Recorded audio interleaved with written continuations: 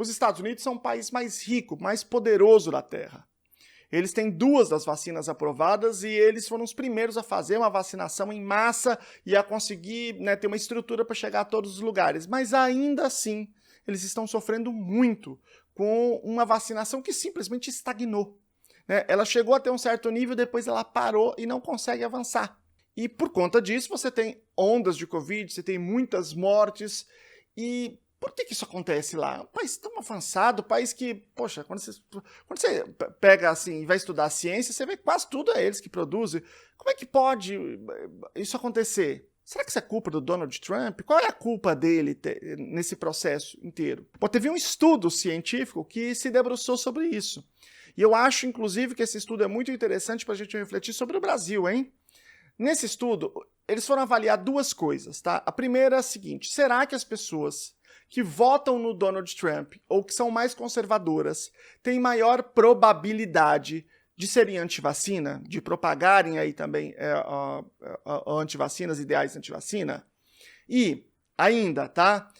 Acompanhar especificamente o Twitter do Donald Trump tem interferência direta sobre o comportamento antivacina de uma parte do público? E olha, dentro dessa segunda pergunta, para aqueles que se opõem ao Trump, né, os tweets dele contra a vacina fizeram com que essas pessoas se engajassem a favor da vacina, né, um engajamento pró-vax para combatê-lo, né, na esfera aí do Twitter? Será? Essas são excelentes perguntas. E o estudo foi muito bom, pegou pessoas de vários lugares do país, um survey, né, um questionário bem amplo, com algumas estratégias estatísticas bem interessantes, e também as perguntas que foram feitas foram perguntas de fato para reduzir o viés. Então perguntava para a pessoa se ela se considerava mais conservadora ou liberal, de direita ou de esquerda, em quem que ela tinha votado nas últimas eleições, né, de uma forma que foi bem interessante. E os resultados também são muito interessantes e você vai sabê-los já já.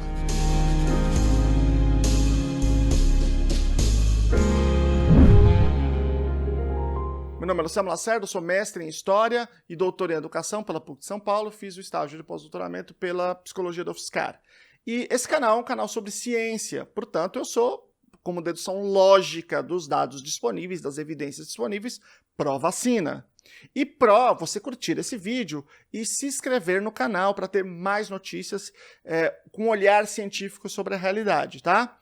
Carreira acadêmica, tudo isso a gente tem discutido aqui no canal. Vai aí, clica no sininho e põe para receber todos, beleza? Quais são os resultados que essa pesquisa atingiu? A primeira questão, aquelas pessoas que votam no Donald Trump são, ou foram, né, quem votou na outra eleição nele, são pessoas que são mais preocupadas com a vacina. Ou seja, que são pessoas que têm mais probabilidade de descrever a vacina como uma coisa problemática, uma coisa que dá problema, como uma coisa negativa.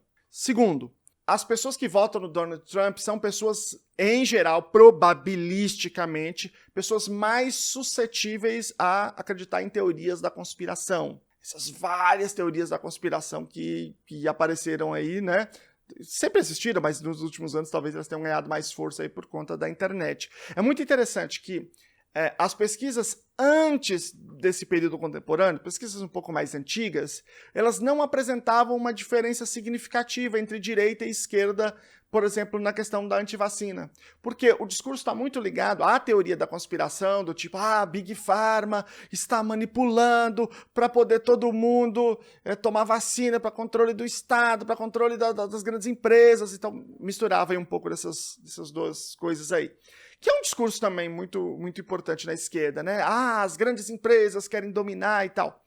E nos últimos anos, por conta provavelmente da específica militância do Donald Trump, isso mudou um pouco.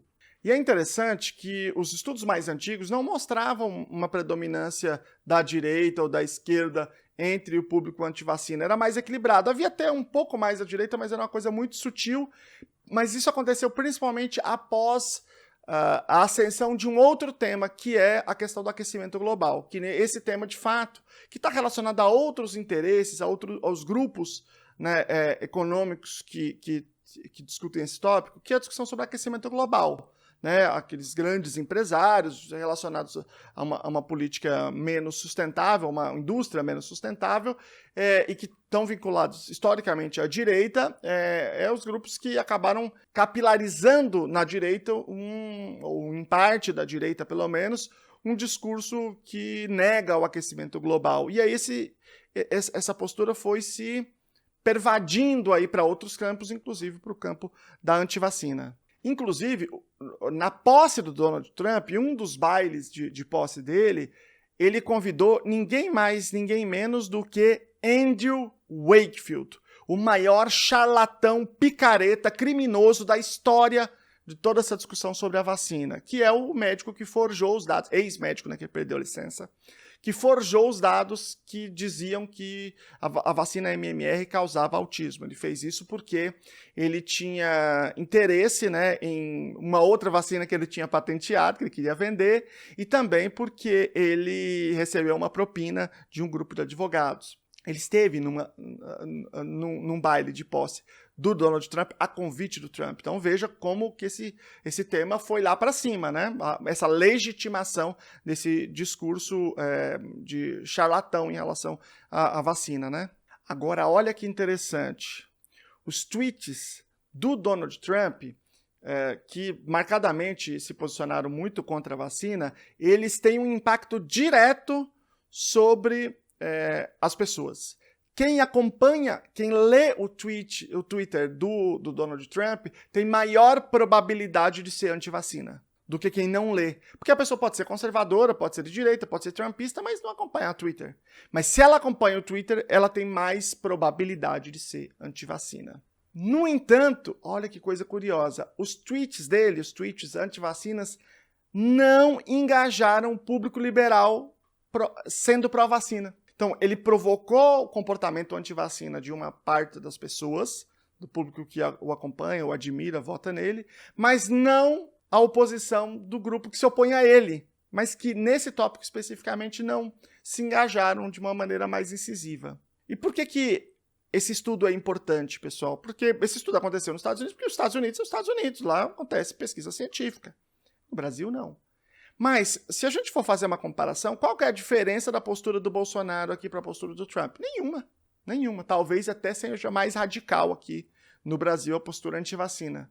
Isso quer dizer que, muito provavelmente no Brasil, há uma interferência político-partidária muito séria, muito grave no comportamento antivacina de uma parte dos brasileiros. É claro que existem diferenças, né? Primeiro que o Trump era mais popular do que o Bolsonaro é hoje, e também porque o Brasil tem uma cultura pró-vacina muito grande, uma história. O Brasil já ganhou 500 milhões de prêmios internacionais pela política de vacinação, né? Então, isso tudo faz diferença, mas, de fato, a gente pode supor que existe um efeito muito grande. Isso é visível, né? Eu publico os vídeos aqui e vem um monte de gente falando, porque a vacina é experimental. Da onde que tiraram que a vacina é experimental, gente? Eu já tenho um vídeo aqui explicando isso.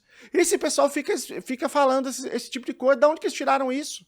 Porque as pessoas, claro, não têm informação científica, e eles têm a pessoa que eles admiram, que eles gostam, né?